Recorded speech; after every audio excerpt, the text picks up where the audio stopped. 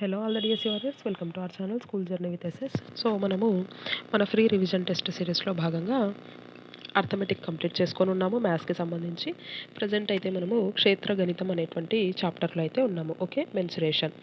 And దీనికి సంబంధించి arithmetic సంబంధించి టెస్ట్లు అయితే అన్నీ కంప్లీట్ అయిపోయి ఉన్నాయి. అండ్ 5th క్లాస్కి సంబంధించి తెలుగు అనేటువంటిది ఆల్ టెస్ట్ కంప్లీట్ అయిపోయి ఉన్నాయి. And 3rd class Telugu 1 to 5 lessons వరకు కంప్లీట్ అయిపోయినాయి. అవన్నీ మన ఛానల్లో అయితే ప్లేలిస్ట్లు ఉన్నాయి.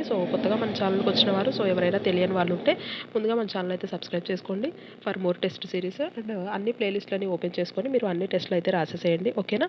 ఇప్పుడు మనము క్షేత్రగణితం అనేటువంటి టాపిక్లో అయితే ఉన్నాము. దీని నుంచి కూడా ఆల్మోస్ట్ మనకు 6-7 టెస్ట్ దాకా కంప్లీట్ అయిపోయి ఉన్నాయి. ఓకేనా. ఎవరైనా ఇంకా మన వాట్సాప్ ఛానల్లో జాయిన్ అవ్వని వాళ్ళు ఉంటే మీరు కనుక మన వాట్సాప్ ఛానల్లో జాయిన్ అయిపోతే మీకు అక్కడ నా డిఎస్సికి నేను రాసుకున్నటువంటి నోట్స్ పీడిఎఫ్స్ అన్నీ కూడా అక్కడ పోస్ట్ చేస్తూ ఉంటాను. ఓకే. ఇంపార్టెంట్ ఏరియాస్ ఏవైతే ఉన్నాయో టెక్స్ట్ బుక్లో మనం ఫోకస్ చేయాల్సినటువంటి ఏరియాస్ అవన్నీ కూడా నేను అప్పుడప్పుడు అక్కడ పెడుతుంటాను. కాబట్టి ఆ ఇన్ఫర్మేషన్ని మీరు అక్కడ నుంచి గ్యాదర్ చేయొచ్చు. అండ్ క్విజ్ కూడా మనం కండక్ట్ చేస్తూ ఉంటాము మన వాట్సాప్ ఛానల్లో.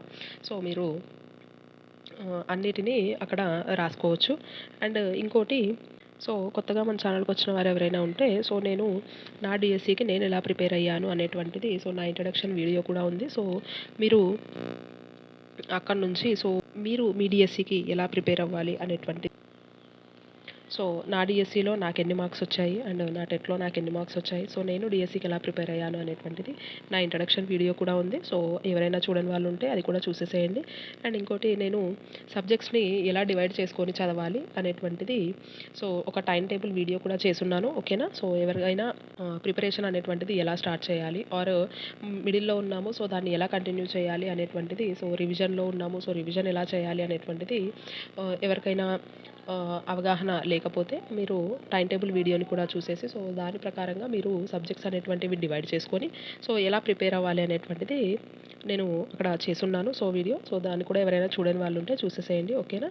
అండ్ ఇంగ్లీష్కి సంబంధించి పోయట్స్ని సింపుల్ కోడింగ్స్తో ఎలా గుర్తుపెట్టుకోవాలి అనేటువంటిది కూడా నేను అన్ని వీడియోస్ చేసున్నాను. 3rd, 4th, 5thకి సంబంధించి వాటిని కూడా మీరు చూసేసి మీరు ఎలా గుర్తుపెట్టుకోవాలి అనేటువంటిది అక్కడ నుంచి కోడింగ్స్ అనేటువంటివి నేర్చుకోండి. ఓకే. అండ్ తెలుగుకి సంబంధించి నా నోట్స్ అయితే నేను లాస్ట్ క్విక్ రివిజన్కి సంబంధించి నోట్స్ అయితే నేను వీడియో చేసున్నాను. అది కూడా మీరు చూసేసేయండి. మీకు కనుక నచ్చినట్లయితే మన వాట్సాప్ ఛానల్ నుంచి మీరు దాన్ని డౌన్లోడ్ చేసుకోవచ్చు. ఓకేనా. రైట్. ఇంకా మనం ఈరోజు టెస్ట్లోకి కనుక వెళ్ళిపోతే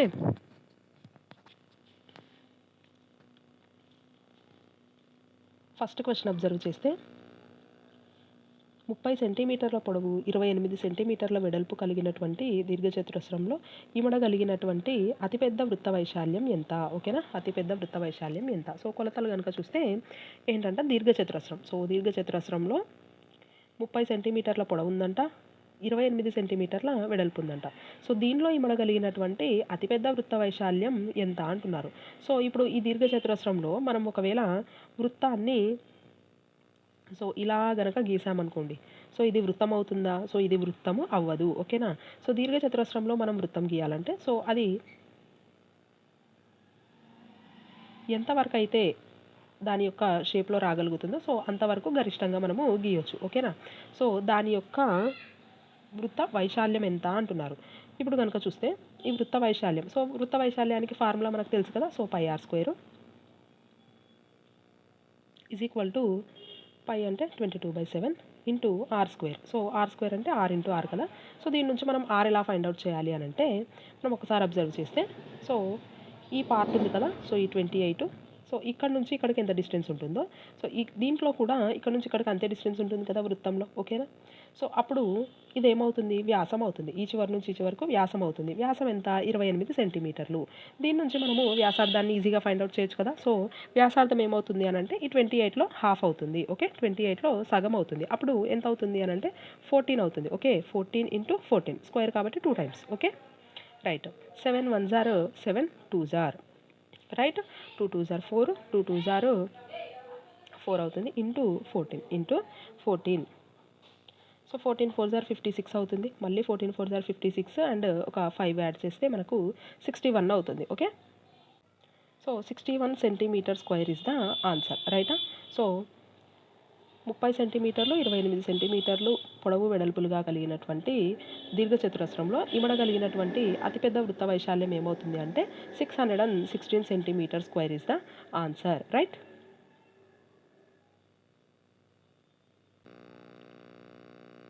నెక్స్ట్ క్వశ్చన్ అబ్జర్వ్ చేస్తే ఒక అర్ధవృత్తం యొక్క చుట్టుకొలత 36 సెంటీమీటర్లు అయితే దాని యొక్క వైశాల్యం ఎంత అంటున్నారు. సో అర్ధవృత్తం అంటే వృత్తంలో సగం, ఓకేనా? సో ఇలాగా దీని యొక్క చుట్టుకొలత అంటే ఈ మొత్తం ఈ ఎడ్జ్ నుంచి స్టార్ట్ చేసుకొని ఈ మొత్తం చుట్టూతా ఎంత ఉందంట 36 మీటర్స్ ఉంది, 36 మీటర్స్ ఉంది. అయితే దాని యొక్క వైశాల్యం ఎంత అంటున్నారు. ముందుగా మనము చుట్టుకొలత కనుక చూస్తే సో చుట్టుకొలత ఏమవుతుంది దీనికి అని అంటే ఫస్ట్ ఈ యొక్క కర్వ్ ఏదైతే ఉందో సో ఈ చివరి నుంచి ఈ చివరకు అంటే ఇలాగా సో ఈ డి షేప్లో ఉన్నటువంటి ఈ కర్వ్ ఏదైతే ఉందో ఇది ఏమవుతుంది సో వృత్తం యొక్క పరిధి మనకు తెలుసు కదా, వృత్త పరిధి 2πr, వృత్త పరిధి 2πr.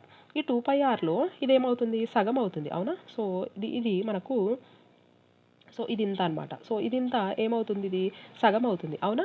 సో సగం అయితే మనకి ఏమవుతుంది 2πr/2 అంటే 2 క్యాన్సిల్ అయిపోతే మనకి అర్ధవృత్తం యొక్క పరిధి ఏమవుతుంది πr అవుతుంది, ఓకే? πr అవుతుంది, πr ప్లస్ సో ఇప్పుడు ఇది ఉంది కదా సో ఈ వ్యాసం ఉంది కదా ఈ వ్యాసం ఏమవుతుంది సో ఇక్కడ నుంచి ఇక్కడికి r అవుతుంది అండ్ ఇక్కడ నుంచి ఇక్కడికి ఇంకొక r ప్లస్ r ఏమవుతుంది 2r అవుతుంది, అవునా? 2r అవుతుంది, 2r అవుతుంది. సో రైట్ మొత్తంగా అర్ధవృత్తం యొక్క చుట్టుకొలత కనుక్కోవాలి మనం అంటే πr plus 2r, okay? πr అంటే ఇది 2r అంటే ఇది, ఓకే? ఈ మొత్తం యాడ్ చేస్తే మనకి చుట్టుకొలత అనేటువంటిది వస్తుంది. అంటే ఇప్పుడు ఇక్కడ πr plus 2r, okay? πr plus 2r value ఏమొచ్చింది అని అంటే మనకి 36 మీటర్స్ వచ్చింది, 36 మీటర్స్ వచ్చింది. ఈ రెండిట్లో మనము r కనుక కామన్ తీస్తే సో ఇక్కడ పై ప్లస్ 2 అంటే మనము పై వాల్యూ 22/7 కదా, so 22/7 plus 2 is equal to ఏమవుతుంది 36 మీటర్స్ అవుతుంది, 36 మీటర్స్ అవుతుంది. ఇప్పుడు ఇది సో దీనికి ఎల్సిఎం చేస్తే 7 అండ్ ఇక్కడ 22 ప్లస్ ఇక్కడ 14, ఓకే? ఈజ్ ఈక్వల్ టు 36 అవుతుంది. ఇప్పుడు ఇక్కడ r ఇంటూ ఇక్కడ ఏమవుతుంది 22 ఒక 14 ఏమవుతుంది అని అంటే 36 అవుతుంది, 36/7, 36/7 ఈజ్ ఈక్వల్ టు ఇక్కడ 36 అవుతుంది. ఇప్పుడు ఇక్కడ ఏమవుతుంది r ఈజ్ ఈక్వల్ టు 36, ఇది ఇంటూలో ఉంది కదా సో ఇది ఇంత 36/7 అనేటువంటి ఫ్రాక్షన్ ఇక్కడ ఇంటూలో ఉంది. సో ఇటువైపు కూడా ఇంటూలో రాస్తే ఇది ఏమవుతుంది ఫ్రాక్షన్ రివర్స్ అవుతుంది, ఓకే? ఫ్రాక్షన్ అనేటువంటిది రివర్స్ అవుతుంది. అప్పుడు ఏమవుతుంది 36 క్యాన్సిల్ అవుతుంది. సో ఆర్ వాల్యూ ఏమొచ్చింది మనకు అని అంటే 7 సెంటీమీటర్స్ ఆర్ మీటర్స్ ఇచ్చింది. So r is equal to ఏమవుతుంది 7 మీటర్స్ అవుతుంది. సో r వాల్యూ ఏమొచ్చింది 7 మీటర్స్ వచ్చింది. సో మనకు అర్ధవృత్తం యొక్క వైశాల్యం కదా అడుగుతున్నారు. సో అర్ధవృత్తం యొక్క వైశాల్యం ఏమవుతుంది వృత్త వైశాల్యంలో సగం అవుతుంది, ఓకేనా? సో వృత్త వైశాల్యం ఏమవుతుంది πr², అవునా? సో వృత్త వైశాల్యం πr² అయితే అర్ధవృత్త వైశాల్యం ఏమవుతుంది దీంట్లో సగం అవుతుంది కదా అంటే బై 2, ఓకేనా? సో πr²/2 అనేటువంటిది అర్ధవృత్తం యొక్క వైశాల్యం అవుతుంది. సో ఇప్పుడు πr²/2 చేస్తే పై అంటే 22/7 ఇంటూ r² అంటే 7 ఈ మొత్తంలో సగం చేయాలి, సగం అంటే బై 2, ఓకే? సో 7 క్యాన్సిల్ అయిపోతే 2 7 = 14, 2 7 = 14 15 అవుతుంది, 154/2. సో 154లో సగం ఏమవుతుంది అని అంటే 70. సో ఇక్కడ క్యాన్సిలేషన్ చేస్తే 2 7 = 14, 2 7 = 14, ఓకే? 77 అవుతుంది, 77 metre square, 77 metre square is the answer. So అర్ధవృత్తం యొక్క వైశాల్యం ఏమవుతుంది అంటే 77 metre square is the answer. So ఎలా ఫైండ్ అవుట్ చేసామనేటువంటిది ప్రాసెస్ మంచిగా ఒకసారి అబ్జర్వ్ చేయండి, ఓకేనా? సో ముందుగా వాళ్ళు ఏమి ఇచ్చారు వృత్త పరిధి ఇచ్చారు అంటే చుట్టుకొలత, ఓకే? అర్ధవృత్తం యొక్క చుట్టుకొలత ఇచ్చారు. ఆ చుట్టుకొలత నుంచి మనం ఏం చేసాము ఆర్ ఫైండ్ అవుట్ చేసి సో ఆర్ ఫైండ్ అవుట్ చేసిన తర్వాత ఆ ఆర్ నుంచి మనము మళ్ళీ ఏం చేసాము సో దాని యొక్క వైశాల్యాన్ని అయితే కనుక్కున్నాము, ఓకేనా? రైట్. నెక్స్ట్ క్వశ్చన్ అబ్జర్వ్ చేస్తే ఒక సెక్టార్ యొక్క చాపం పొడవు 12 మీటర్లు, దాని యొక్క వ్యాసం 3.5 మీటర్లు అయినా దాని యొక్క వైశాల్యం ఎంత? వైశాల్యం ఎంత అంటున్నారు. దేని యొక్క వైశాల్యము? సెక్టార్ యొక్క వైశాల్యం. సెక్టార్ యొక్క వైశాల్యం. మనకు సెక్టార్ యొక్క వైశాల్యానికి ఫార్ములా తెలుసు కదా. సో ముందుగా మనం ఒక సెక్టార్ డ్రా చేస్తే ఇక్కడ సో ఈ సెక్టార్ యొక్క చాపం అంటే ఇది కదా. సో చాపం పొడవు ఎంత? 12 మీటర్లు. సో దాని యొక్క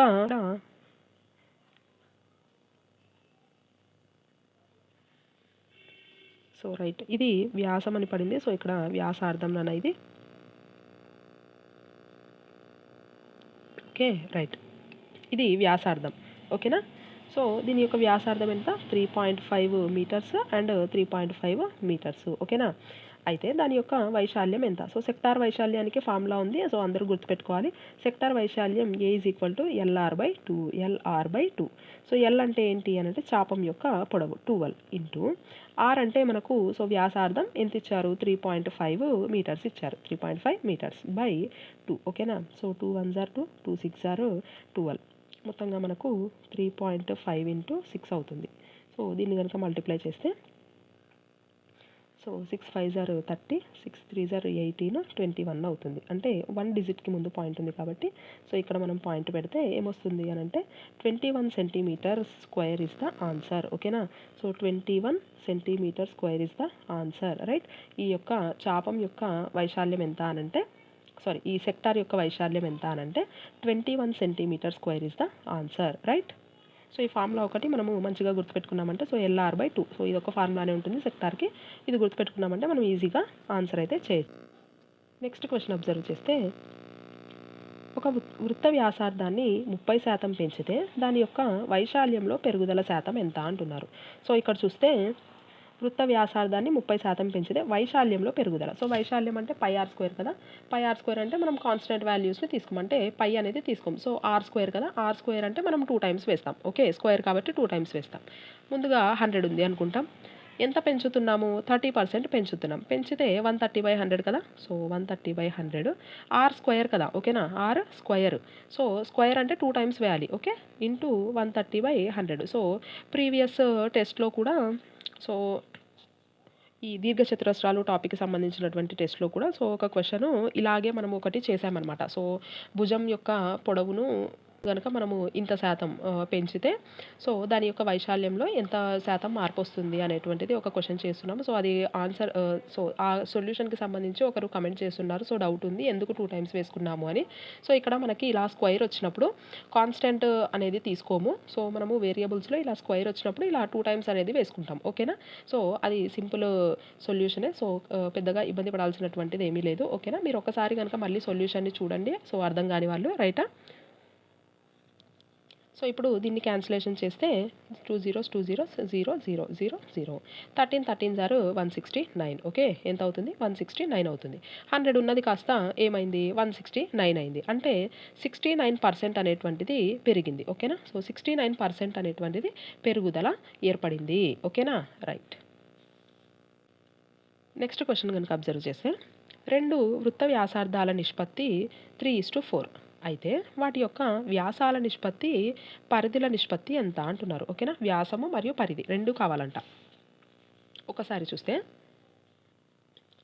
వ్యాసార్థాల నిష్పత్తి ఇచ్చారు. అంటే R1:R2 ఇచ్చారు. అవునా. R1:R2 అంటే ఎంత అవుతుంది? ఎంత అంట? 3:4 అంట. 3:4. మనల్ని ఏమడుగుతున్నారు? వ్యాసాల నిష్పత్తి. వ్యాసం అంటే ఏంటి? D కదా. సో D అంటే 2R1 అంటే ఇప్పుడు ఇది వ్యాసార్థం అనుకుంటే సో వ్యాసం ఏమవుతుంది? R + R అంటే 2R అవుతుంది. అవునా. 2R అవుతుంది. రైటా. సో ఇప్పుడు 2R1 = 2R2 అవుతుంది వ్యాసార్థాలు. అవునా. సో 2R1 = 2R2 అయినప్పుడు ఇక్కడ ఏమవుతుంది అని అంటే 2 2 క్యాన్సిల్ అవుతుంది. అవునా. 2 2 క్యాన్సిల్ అయితే ఏం మిగిలింది? R1:R2 మళ్ళీ అదే మిగిలింది. అంటే R1:R2 వాల్యూ ఏమి ఇచ్చారు మనకి? క్వశ్చన్లోనే ఇచ్చారు. సో 3:4 అని. అంటే ఇప్పుడు వ్యాసాల నిష్పత్తి ఏమవుతుంది అని అంటే వ్యాసాల నిష్పత్తి కూడా 3:4 అవుతుంది. ఓకేనా. రైట్. ఇంకోటి పరిధుల నిష్పత్తి. పరిధి అంటే 2πr కదా. పరిధి అంటే 2πr. రెండు వృత్తాలది కాబట్టి 2πr1 2πr2 అని తీసుకుంటాం. తీసుకుంటే ఇక్కడ కాన్స్టెంట్స్ అనేటువంటివి క్యాన్సిల్ అయిపోతాయి. కాన్స్టెంట్స్ అనేటువంటివి క్యాన్సిల్ అయిపోతే మనకు మళ్ళీ ఏం మిగిలింది ఇక్కడ అనంటే R1:R2నే మిగిలింది. ఓకేనా. సో R1:R2 వాల్యూ ఏమి ఇచ్చారు మనకి క్వశ్చన్లోనే ఇచ్చారు 3:4. ఓకేనా. అంటే 2 వృత్త వ్యాసార్థాల నిష్పత్తి ఎంతైనా దాని యొక్క వ్యాసాల నిష్పత్తి మరియు పరిధుల నిష్పత్తి కూడా వ్యాసార్థాల నిష్పత్తికే సమానం అవుతుంది. ఓకేనా. సో రెండు కూడా వ్యాసార్థాల నిష్పత్తికే సమానం అవుతాయి. రైట్. సో రెండిటికి కూడా 3:4 అనేటువంటిదే ఆన్సర్ అవుతుంది. రైటా. సో నెక్స్ట్ క్వశ్చన్ అబ్జర్వ్ చేస్తే 2 వృత్త వ్యాసార్థాల నిష్పత్తి 4:7 అయితే వాటి యొక్క వైశాల్యాల నిష్పత్తి ఎంత అంటున్నారు. ఇక్కడ చూస్తే వృత్త వ్యాసార్థాల నిష్పత్తి అంటే R1:R2 ఇచ్చారు. ఎంత ఇచ్చారు? 4:7 ఇచ్చారు. మనల్ని ఏమడుగుతున్నారు? వాటి యొక్క వైశాల్యాల నిష్పత్తి ఎంత? వైశాల్యాలంటే πr² కదా. So πr1² πr2². ఇప్పుడు ఇక్కడ ఏమవుతుంది? పై క్యాన్సిల్ అయిపోతుంది. సో ఏం మిగిలింది? R1² R2² అంటే 4² అవుతుంది. ఓకేనా. ఇప్పుడు 4 4 16 7 7 49. ఓకే. వైశాల్యాల నిష్పత్తి వచ్చినప్పుడు మనకి స్క్వేర్ అనేటువంటిది అప్లై అవుతుంది. ఇప్పుడు దీని ఆన్సర్ వచ్చి 16:49 is the answer. Right. So next question observe చేస్తే 2 వృత్త వైశాల్యాల నిష్పత్తి 25:49 అయితే వాటి యొక్క వ్యాసార్థాల నిష్పత్తి ఎంత అంటున్నారు. ఇప్పుడు డైరెక్ట్గా వైశాల్యాల నిష్పత్తి ఇచ్చేశారు. సో వైశాల్యాల నిష్పత్తి πr1² πr2². అయితే పై క్యాన్సిల్ అయిపోతుంది. ఇక్కడ ఏం మిగిలింది? R1:R2. సో R1:R2 వాల్యూ ఏమొచ్చింది? 25:49 వచ్చింది. మనకేం కావాలి? వ్యాసార్థాలు అని అంటే R1:R2 కదా. సో R1:R2 అని అంటే ఇక్కడ ఉన్నటువంటి స్క్వేర్లు ఉన్నాయి కదా. సో ఈ స్క్వేర్లు వీటికి రూట్లు అవుతాయి. ఓకే. వీటికి రూట్ అనేటువంటిది అప్లై అవుతాయి. ఇక్కడ ఏమొస్తుంది? 25కి రూట్ ఎంత? 5 49కి రూట్ 7. ఓకేనా. సో R1:R2 వ్యాసార్థాల నిష్పత్తి ఏమొస్తుంది అని అంటే 5:7 is the answer. Right. So next question observe చేస్తే పక్క పటంలో షేడ్ చేయబడిన ప్రాంత వైశాల్యం ఎంత అంటున్నారు. సో ఒక చతురస్రం ఇచ్చారు. ఆ చతురస్రంలో ఒక వృత్తాన్ని గీశారు. సో ఒక వృత్తాన్ని గీస్తే ఈ యొక్క షేడ్ చేయబడినటువంటి ప్రాంత వైశాల్యం ఎంత అంటున్నారు. ఓకేనా. సో ఈ షేడ్ చేయబడిన ప్రాంత వైశాల్యం కావాలి అంటే మనకు తెలుసు. ఓకేనా. ఎలాగా? మొత్తం యొక్క చతురస్ర వైశాల్యంలో నుంచి ఈ యొక్క వృత్త వైశాల్యాన్ని కనుక మనం తీసేసినట్టయితే మనకు ఈ యొక్క షేడ్ చేయబడిన ప్రాంత వైశాల్యం అయితే వస్తుంది. ఓకేనా. రైట్. ఇప్పుడు మొత్తం చతురస్ర వైశాల్యం ఏమవుతుంది? A² మైనస్ వృత్త వైశాల్యం πr². ఓకే. రైట్. A² అంటే భుజము ఇంటూ భుజం కదా. సో 14 ఇచ్చున్నారు. భుజము 14 అవుతుంది. మైనస్ ఇక్కడ πr² కదా. సో 22/7 ఇంటూ r² అంటే ఇది మొత్తము. సో ఇక్కడ ఎంత డిస్టెన్స్ ఉందో ఇక్కడ కూడా ఇక్కడ నుంచి ఇక్కడికి అంతే డిస్టెన్స్ ఉంటుంది. ఓకే. సో ఇది మొత్తము 14 సెంటీమీటర్స్. అయితే దీంట్లో వ్యాసార్థం అంటే సగం కదా. సో సగం ఏమవుతుంది? 7 అవుతుంది. ఓకే. స్క్వేర్ కాబట్టి 2 టైమ్స్ 7 × 7 7 క్యాన్సిల్ అయిపోతుంది. ఓకే. ఇక్కడ 14 196 మనకు తెలుసు కదా. సో 14² మైనస్ 2 7 14 సారీ 7 2 14 మళ్ళీ 7 2 14 1 15 అవుతుంది. రైటా. సో ఇక్కడ 196లో 154 పోతే 6లో 4 పోతే మనకి 2 వస్తుంది. 9లో 5 పోతే 4 వస్తుంది. 1లో 1 పోతే 0. Okay. 42 centimetre square is the answer. రైటా. సో షేర్ చేయబడిన ప్రాంత వైశాల్యం ఏమొస్తుంది అని అంటే 42 centimetre square is the answer. Right. So ఒక అర్ధవృత్తం ఇచ్చున్నారు ఇలాగా. ఈ అర్ధవృత్తం యొక్క వ్యాసార్థం అంటే ఇక్కడ నుంచి ఇక్కడికి సో ఈ డిస్టెన్స్ 12 సెంటీమీటర్లు అయితే సో హెచ్ అంటే ఇది. హెచ్ వాల్యూ ఏమొస్తుంది ఇప్పుడు అని అంటే ఇక్కడ అర్ధవృత్తం తీసుకున్నప్పుడు ఇలాగా. సో ఇది మనకేమిచ్చారు? వ్యాసార్థం ఇచ్చారు. వ్యాసార్థం అనేటువంటిది అర్ధవృత్తంలో ఎక్కడ గీసినా ఒకటే కదా. సో ఇది మనకి 12 ఉంటుంది. ఇది 12 ఉంటుంది. సో ఇక్కడ నుంచి ఇక్కడికి గీసినా కూడా వృత్తంలో ఇది వ్యాసార్థమే అవుతుంది. ఇది కూడా 12 వస్తుంది. అవునా. సో ఇది కూడా 12 అయినప్పుడు ఇది త్రిభుజం యొక్క హైట్ కదా. సో ఈ త్రిభుజం యొక్క హైట్ అనేటువంటిది 12 అవుతుంది. ఓకేనా. రైట్. ఇప్పుడు దీన్ని క్యాన్సిలేషన్ చేస్తే 2 1 2 2 2 4 12 × 12. సో 12 12 144 మనకు తెలుసు కదా. So 12 12 144 centimetre square is the answer. Right. So ఈ యొక్క అర్ధవృత్తంలో ఇమడగలిగినటువంటి త్రిభుజం యొక్క వైశాల్యం ఎంత అనంటే 144 centimetre square is the answer, right.